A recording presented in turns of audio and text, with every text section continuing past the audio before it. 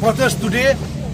Actually, we have asked the government to give us permission to organize this peace protest, but we are very unfortunate to hold this demonstration on the last Saturday. But from the Deputy Commissioner of East Kashil, they denied to give us the permission, and same thing in Tura also.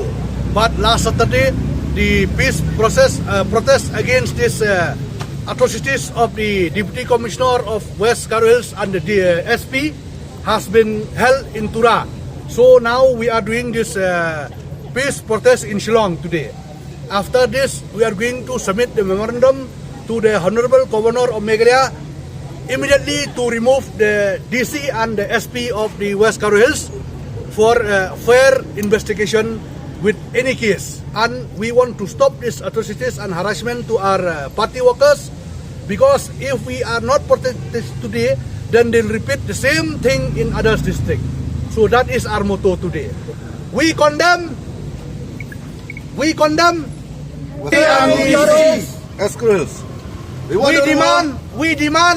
justice. We demand justice. We demand removal of SP and DC of West Karo Hills. We demand removal of SP of DC on West Karo Hills. We demand justice. We demand Justice. So I think we have already written in this placard about our demand.